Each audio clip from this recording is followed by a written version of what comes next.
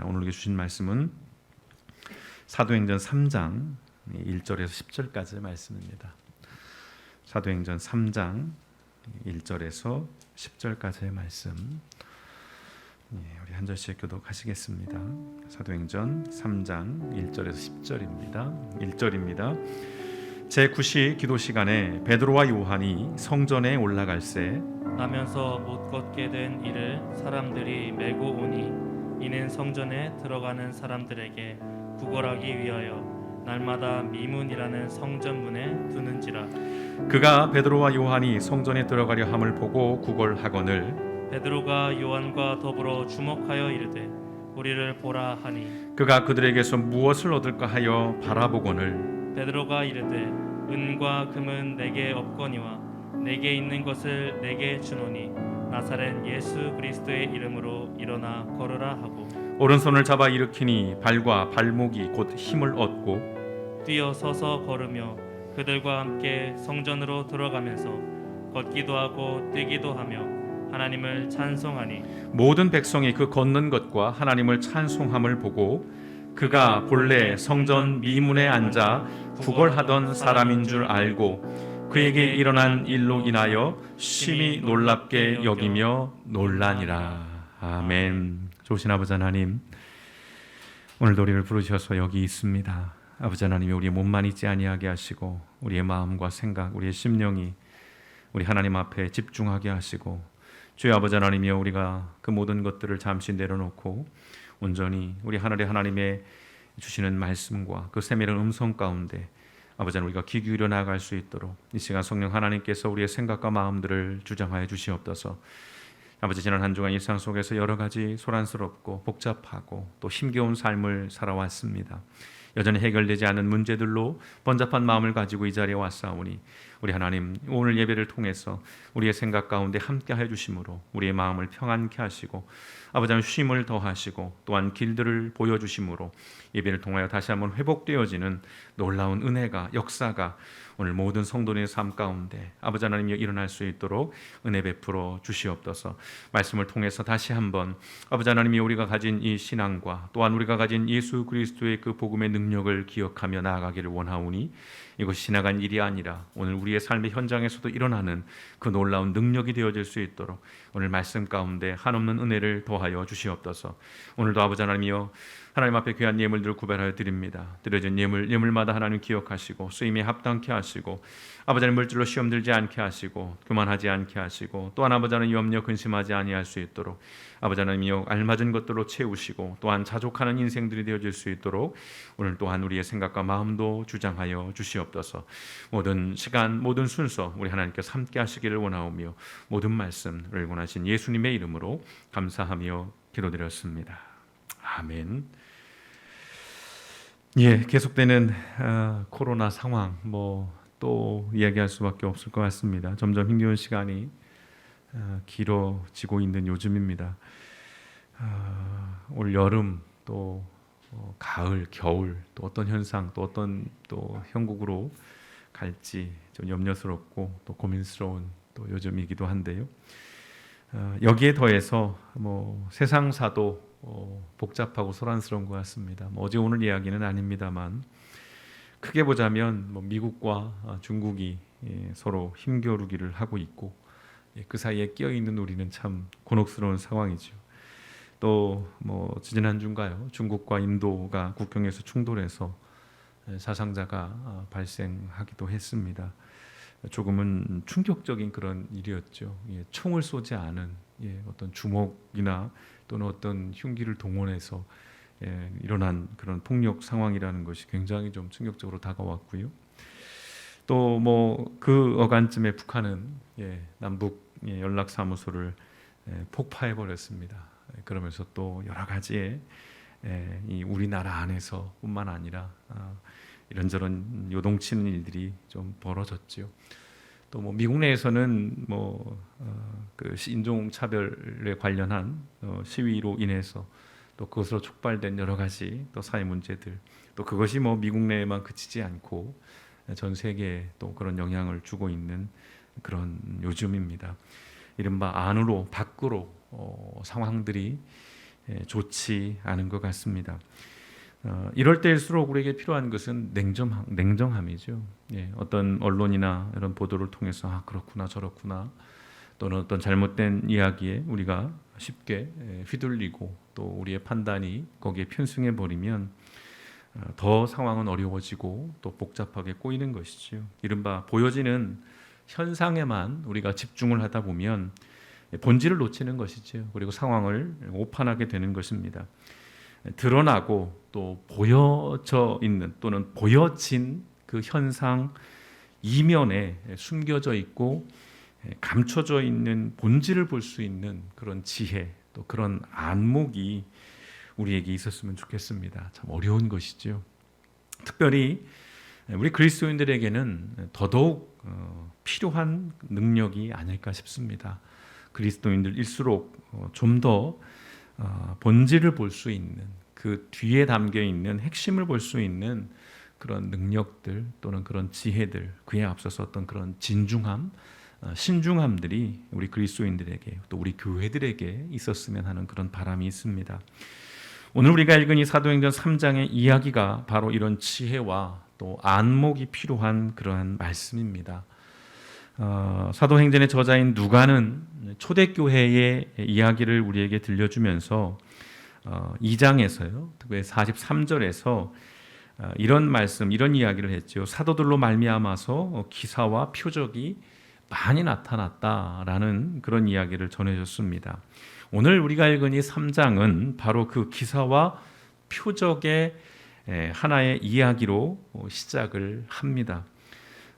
유명한 말씀이고 또 어떤 이들에게는 굉장히 신비로운 그리고 이해하기 어려운 그런 말씀이기도 합니다. 베드로와 요한이 태어나면서부터 걷지 못하는 장애인을 고쳐주는 이야기입니다. 요즘은 이제 용어도 조심스러우니까요. 옛날 표현으로는 안진뱅이라고 표현을 쓰죠. 선천적인 장애를 가지고 있는 이 장애인을 일으켜 세우는 이야기입니다. 이렇게 시작이 되죠. 1절입니다. 눈으로 한번 같이 보실까요? 제9시 기도 시간에 베드로와 요한이 성전에 올라갈새.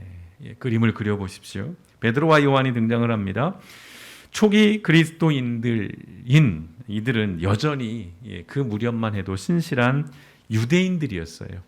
유대인의 전통에 익숙해 있던 사람들이었습니다. 이들은 그들의 신앙 관습에 따라서 하루 3번 성전에서 기도를 했던 것이죠. 이슬람이 하루 5번 메카를 향해서 기도하는 것처럼 이 유대인들도 하루에 3번 시간을 정해서 기도를 하게 되는데 이 베드로와 요한이 9시 우리로 말하면 오후 3시입니다. 오후 3시에 이제 성전으로 기도를 가는 중이었습니다.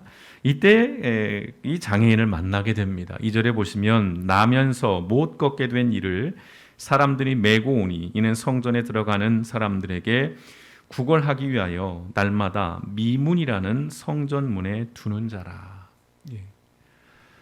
걷지 못하는 사람입니다. 누군가가 도와주지 않으면 이동이 안 되는 사람입니다. 사람들이 날마다 이 사람을 메고 와서 성전 문 앞에 두는 겁니다. 특별히 오늘 보면 미문, 말 그대로입니다. 아름다운 문이라는 뜻입니다.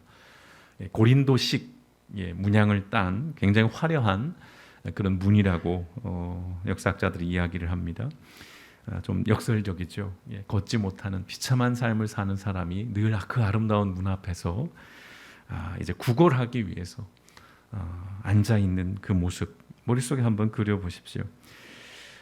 장애인입니다. 나이는 40이 넘었습니다. 어떻게 하냐고요? 사도행전 4장 22절에 이 사람의 나이를 이야기합니다. 이 표적으로 병 나은 사람은 40여 살이 되었더라라고 하는 말씀. 40년을 넘게 이런 삶을 살아오고 있는 겁니다. 참 고단한 인생이죠. 성전으로 오가는 사람들을 대상으로 구걸을 하며 살던 사람들입니다. 표현이 그렇습니다만 아주 목은 좋아요. 목은 좋은 곳에 앉아 있는 겁니다. 교회를 오가는 사람들, 좀 마음이 누그러져 있고 또 뭔가 선행을 해야 될 것 같은 또는 기도하고 은혜 받고 오면 마음이 열려 있는 분들에게 손을 내밀면 훨씬 더 확률이 높은 그런 곳, 아주 목은 좋은 곳에 이 양반이 앉아 있긴 합니다. 자, 이 사람이 베드로와 요한을 봅니다. 이 장애인이요. 3절에 보시면 그가 베드로와 요한이 성전에 들어가려 함을 보고 구걸하거늘. 늘 하던 대로 하는 겁니다. 이 사람이 보는 것은 돈을 얻기 위함이에요. 베드로와 요한을 봤습니다. 오늘 이 본문에는 본다라는 단어, 동사가 굉장히 많이 등장하는데요.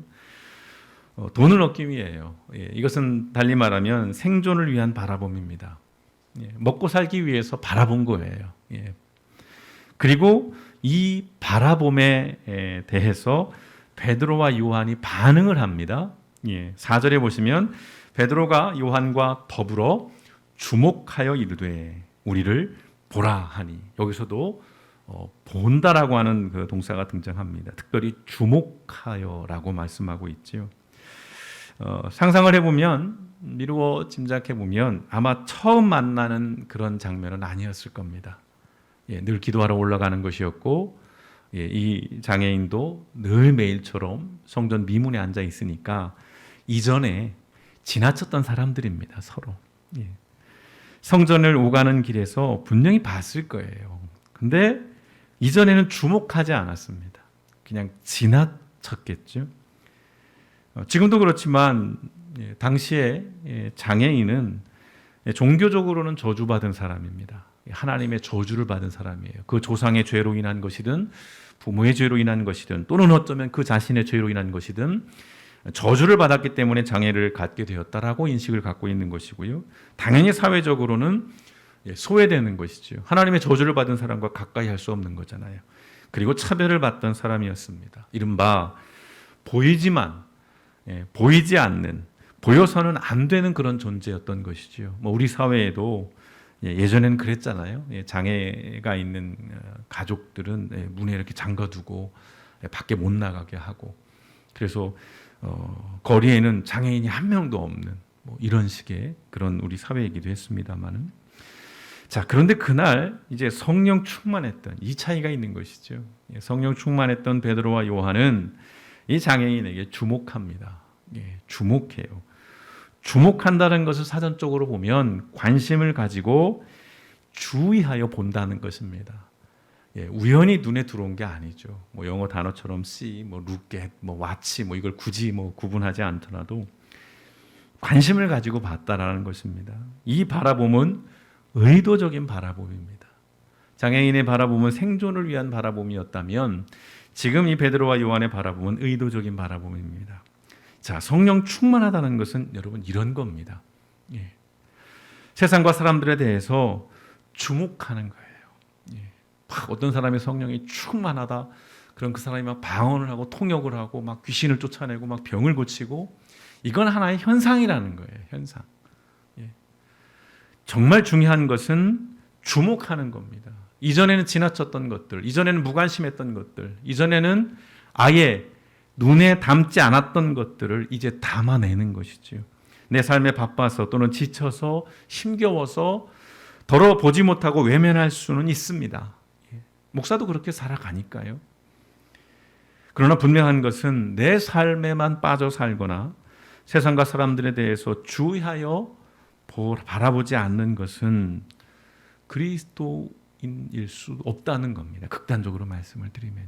아니 목사님, 예수님을 고백하면 그리스도인 되는 건데, 온전한 그리스도인, 건강한 그리스도인이 아닐 수 있다는 것이죠. 자, 하나님을 생각해 보십시오. 말씀드렸다시피 우리가 창세기 11장 바벨탑 사건과 또 사도행전 2장 오순절 성령 강림 사건을 대비해서 말씀을 드렸잖아요. 하나님은 세상과 사람들을 주의하여 보시다가, 주목하여 이렇게 보시다가 이것들 안 되겠네 해서 바벨탑에서는 저주를 내리셨어요. 하늘에 내려오셔서 그들을 흩으셨습니다. 그리고 오순절 성령 강림의 은총도 베푸셨어요. 지켜보시다가 성령이 오셔서 그들에게 은혜를 베풀어 주셨다는 겁니다. 하나님도 우리를 끊임없이 보고 계시고 세상을 주목하고 있다는 것, 우린 이걸 잊어서는 안 될 것 같습니다. 그리스도인들은 당연히요, 하나님이 지으신 세상과 사람들을 향한 의도적인 바라봄이 있어야 한다는 것입니다. 목사님, 힘들어요. 내 삶도 힘들고 내 코도 석자인데 내가 누굴 어떻게 할 수 있겠습니까? 그리고 더러 그거 오지랖이에요. 그럴 수 없는 겁니다. 라고 혹시 말씀을 하시는 분도 있을 것 같아요. 세상과 사람들을 의도적으로 바라보라는 것이 나의 일상을 다 팽개치고 그냥 나를 돌아보지 않고 정말 그야말로 세상과 사람들에게만 몰입하라는 말씀은 아닌 것이죠. 내가 살아가는 과정에서 그래도 한두 번씩은 의도적인 바라봄이 있어야 한다는 것입니다. 지금 여러분께서는 무엇을 보고 계시는지요? 여러분의 삶에서 의도적으로 바라보고 계시고 주목하고 있는 대상 또는 어떤 일들은 무엇인지요?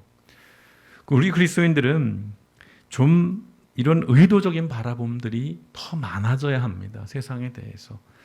믿지 않는 자들은 그저 자기 인생에만 빠져 살지라도 우리는 그럴 수 없다는 거죠.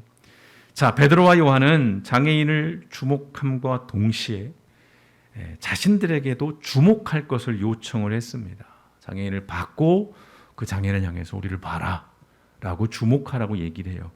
이거 어떻겠어요? 장애인이 한번 상상해 보십시오. 눈을 반짝거리죠. 왜요? 야, 걸렸다. 오늘 이제 돈 좀 받겠다. 이런 생각을 했겠죠.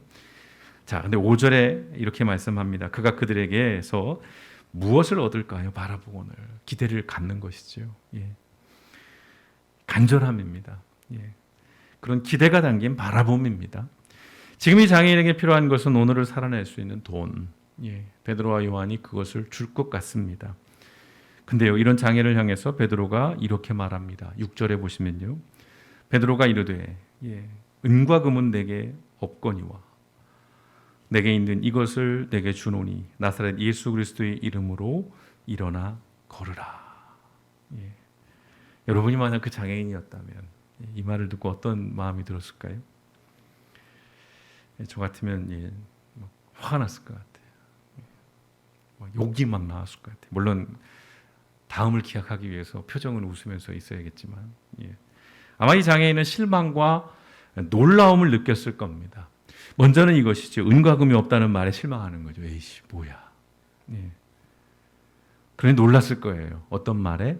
일어나 걸으라. 돈을 주지 않을 사람은 처음부터 시선도 주지 않는 것이죠. 이 사람의 경험치, 직업적인 어떤 그런 노하우를 보자면 가던 길을 멈췄어요. 거기에 눈도 마주쳤어요. 말도 걸었어요. 그러면 한 80% 90%는 뭐라도 주고 가는 그런 경험치가 있는 것인데 가던 길을 멈추고 주목하며 또 주목하라고 말했음에도 불구하고 돈이 없다. 실망, 짜증이 났을 것이죠. 그러나 그보다 일어나 걸으라는 말에 충격을 받았을 겁니다. 어느 누구도 이 사람에게 일어나 걸으라고 말한 사람은 없을 겁니다. 이 장애인은 처음 듣고 있는 거예요. 얼마나 놀랐겠어요. 돈을 주거나 안 주는 사람은 있었지만 자신을 향해서 일어나 걸으라고 한 사람은 아마 이 베드로가 처음이었을 겁니다. 그렇지 않겠어요? 베드로는 자신에게 없던 은과 금을 주지는 못했지만 자신에게 있던 예수 그리스도의 이름을 그 장애인에게 준 것이지요. 그리고는 손을 내밀어서 그 장애인을 힘차게 일으켜 세웁니다. 7절 말씀, 오른손을 잡아 일으키니 발과 발목이 곧 힘을 얻고. 여기서 좀 짓궂은 상상을 해보면 이렇습니다. 베드로가 어부잖아요. 힘이 얼마나 좋겠어요. 그러니까 베드로가 힘이 좋아서 그냥 일으켜 세운 건 아닐까, 이렇게 생각하는 사람들도 있습니다만, 여러분 이 장면에서 분명히 이것은 기적입니다. 신비입니다. 혹시 여러분 이런 장면을 보신 적이 있으신지요? 더러 자주 말씀드리지만 10대 시절에 이런 집회 현장을 많이 다녀봤습니다. 저희 모교에서도 이런 역사들이 있었고 또 체육관 집회 갔을 때도 장애인이 일어나서 막 뛰는 그런 모습들을 본 적이 있습니다. 물론 거기에 대해서 어떤 분들은 저거 쇼다, 짜고 치는 고스톱이다, 이런 얘기를 하는데 눈으로 봤습니다. 직접 확인했고요. 또 그 현장에 있던 사람들은 다 놀라워하는 것이죠. 분명 신비입니다. 이걸 어떤 과학적으로 합리적으로 어떻게 설명할 수 있겠어요. 그래서 이 일에 대해서 이것이 사실이다 아니다, 또 이게 가능하다 불가능하다, 이게 현실의 이야기를 담은 것 아니다, 하나의 교훈을 주기 위한 상징이다, 이런 논쟁들을 벌입니다. 근데요, 이것은 현상만을 보고 본질을 놓치는 겁니다. 여러분, 하나님은 우리가 고백하기를 전지전능한 분이라고 고백을 합니다. 전지전능이에요. 전능입니다. 못하실 일이 없습니다. 이보다 더한 일도 하시는 것이지요. 죽은 사람도 살릴 수 있는 것이 하나님인 것입니다. 걷지 못하던 장애인이 걷게 되었다? 야, 이게 사실일까? 이게 진짜일까? 이게 가능할까? 이것을 주목할 것이 아니라 이 이야기 속에서 우리가 주목해야 할 것은 이것입니다. 8절이죠. 뛰어서서 걸으며 그들과 함께 성전으로 들어가면서 걷기도 하고 뛰기도 하며 하나님을 찬송하니. 자, 계속해서 말씀을 보십시오. 자, 걷지 못하는 사람이 걷게 됐습니다. 뛰기까지 했습니다. 육체의 회복입니다. 성전에 들어가지도 못하고 그 문 앞에서 구걸하던 당시 사회에서 버림받고 소외되었던 이 사람이 어디로 갔습니까? 성전으로 들어갔다라는 것이에요. 성전뜰로 들어갔습니다. 관계 회복이에요. 장애인이 성전에 들어갈 수 없습니다. 예, 저주받은 사람이니까 못 들어가는 거예요. 근데 들어갔어요. 관계가 회복이 되는 것이지요. 또 성전 문에서 그저 예배드리고 기도하고 나오는 그 종교인을 대상으로 구걸하던 이 장애인이 무슨 일을 했습니까? 하나님을 찬송했어요. 영적인 회복입니다. 여러분, 복음은 이런 것입니다. 예수 그리스도의 이름의 능력은 이런 것입니다. 그저 이 사람이 일어날 수 있느냐 없느냐, 이게 사실이냐 아니냐, 이걸 가지고 싸울 게 아니라 복음의 능력이 뭔지, 예수 그리스도의 이름이 그 의미가 뭔지, 성령 충만하다는 것이 뭔지에 대한 본질들을 우린 끊임없이 놓쳐서는 안 된다는 것입니다. 진짜 기적과 신비는 여기에 있는 겁니다. 성령 충만의 능력은 변화와 회복에 있는 겁니다. 신비한 어떤 능력, 기적이 일어나는 것이 아니라 그것에 담겨 있는 그 본질을 말씀드리는 것이죠. 근데요, 복음의 능력은 여기서 그치지 않습니다. 9절과 10절의 말씀을 보시면요, 모든 백성이 그 걷는 것과 하나님을 찬송함을 보고 그가 본래 성전 미문에 앉아 구걸하던 사람인 줄 알고 그에게 일어난 일로 인하여 심히 놀랍게 여기며 놀라니라. 이 말씀이 중요합니다. 존재감이 없고 영향력이 없던 이 장애인이요, 예수 그리스도의 이름으로 회복된 이후에 복음의 산 증인이 됩니다. 세상과 사람들을 향해서 하나님의 영광과 능력을 증거하는 증인이 된 겁니다. 이 신비한 기적의 이야기가 들려주고자 하는 진짜 이야기가 바로 이런 것이지요. 예수 그리스도의 구원의 능력, 회복의 은혜인 것입니다. 여러분, 이 이야기에서 우리가 주목해야 할 또 한 가지가 있습니다. 기독교인들은 예수님을 전하면서, 복음을 소개하면서, 흔히 전도하면서 이렇게 말합니다. 이 세상에 소망이 없어. 이 세상에 있는 것은 다 썩어질 거야. 지나가는 거야. 안개 같은 거야. 헛된 거야. 이런 얘기들을 합니다. 그러면서 진짜 좋은 것, 가장 좋은 것은 예수 믿고 천국 가는 거야. 이런 얘기를 많이 하죠. 틀린 말은 아닙니다. 틀린 말은 아니에요. 이런 말을 하면서 하는 의미는 그겁니다. 그러니까 이 세상 사는 동안 좀 더 인내해, 좀 더 버티고, 좀 더 견뎌. 베드로와 요한은 구걸하던 장애인이 필요로 하던 돈을 주지는 못했어요. 또 안 왔을 수도 있지만, 그렇다고 예수 믿고 천국 가는 삶을 말하지 않았다는 것입니다. 그런데 이런 것이죠. 당신 이번 생은 틀렸으니 죽어서 천국 가는 소망을 안고 그냥 살아가라. 이런 말 안 했다는 거죠. 뭘 했죠? 예수의 이름으로 일으켜 세웠다는 것입니다. 내일을 소망하고 기대할 수 있는 변화, 그리고 회복 기회를 이 장애인에게 준 것입니다. 예수의 이름으로요. 여러분, 걷지 못하는 장애인에게 가장 좋은 것은 걷는 것입니다. 자주 말씀드리죠. 걷지 못하는 장애인에게 가장 좋은 것이 최신 전동 휠체어를 사주는 게 아니고요. 걷는 겁니다. 가장 좋은 것이에요. 복음은 걷게 하고 뛰게 하는 것입니다. 그것이 가장 좋은 것이에요. 요즘 유행하는 말 가운데 이런 것이 있죠. 지연된 정의는 정의가 아니다. 그렇죠. 50년, 60년이 지나서 무죄를 받는 것, 물론 그 또한 의미 있지만 그 5, 60년 그 인생은 누가 보상하고 누가 어떻게 책임을 질 수 있겠어요?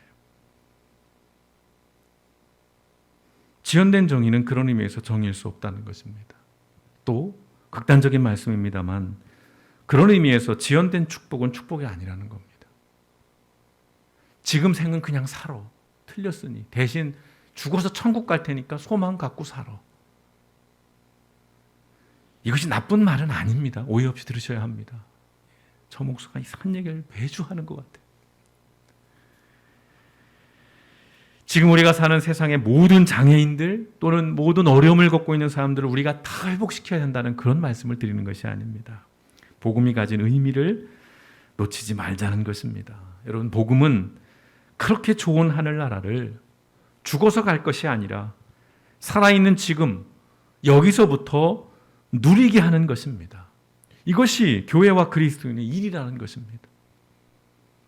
이 세상은 다 썩었고 이 세상은 소망이 없고 부패했고 타락했고 지저분하고 다 더 헛것이니까 그냥 이 세상은 무시하고 무관심하고 거리를 두고 그렇게 살다가 죽어서 천국 가서 즐겁게 살자.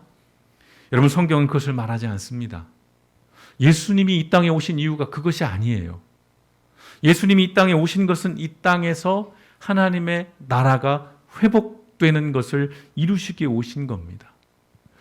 이 땅은 그냥 썩었으니까 포기하는 게 아니라 나중에 죽어서 천국 가서 즐겁게 사는 그것을 말하는 것이 아니라 오늘 예수 믿는 사람들이, 오늘 이 땅의 교회들이 우리가 사는 이 세상을 조금 더 그 좋은 하늘나라로 바꿔가라는 것입니다. 어려운 이야기이긴 합니다. 그러나 우리가 포기할 수 없는 거죠. 왜요? 여기에 우리의 존재 이유가 있기 때문입니다. 우리는 예수 그리스도의 이름을 진짜 가지고 있는지 물어야 할 것입니다. 또한 예수 그리스도의 이름으로 우리가 무엇을 하고 있는가도 물어야 할 것 같습니다. 예수 그리스도의 이름으로 미문에 앉아서 구걸하던 인생이 그 아름다운 문으로 들어가서 사람들과 함께 하나님을 예배하는 삶으로 변화되었습니다. 여러분, 이것이 초대교회의 힘이고 능력이었던 것입니다. 그런데 요즘 우리의 모습들을 돌아봅니다. 지금 우리에게는 은과 금은 있습니다. 늘 드리는 말씀이지만 길복교회는 이도 없습니다만은 한국의 교회들은 은과 금은 넘쳐나고 있어요. 그 어떤 것보다도 풍요롭습니다. 그런데 묻지 않을 수 없어요. 예수 그리스도의 이름은 있는가? 베드로와 요한은 은과 금은 내게 없거니와 내게 있는 것으로 내게 주노니 예수 그리스도의 이름으로 일어나 걸어라 라고 선포했어요. 그들에게 은과 금은 없었지만 예수 그리스도의 이름이 있었다는 것이죠. 그 이름의 능력과 그 이름의 은혜와 그 이름의 사랑이 그들에게는 있었습니다. 또한 그 이름의 정의와 공의가 그들에게 있었다는 것이죠. 오늘 우리를 돌아봅니다. 우리에겐 그 이름의 능력이 있는지, 그 이름의 은혜가 있는지, 그 이름의 사랑이 있는지, 그 이름의 정의와 공의를 가지고 있는지.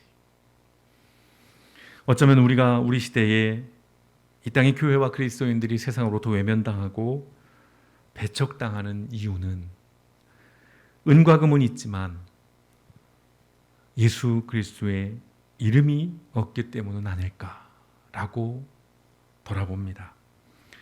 우리 교회와 그리스도인들에게 이 예수 그리스도의 이름의 능력이 다시 회복되기를 소망해 봅니다.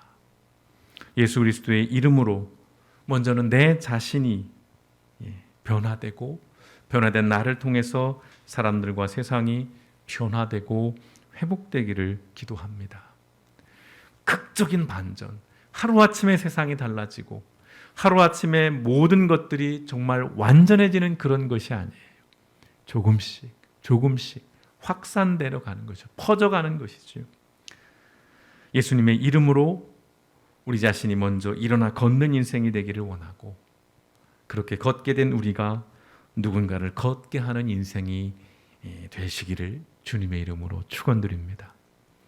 우리에게 예수의 이름이 있습니다.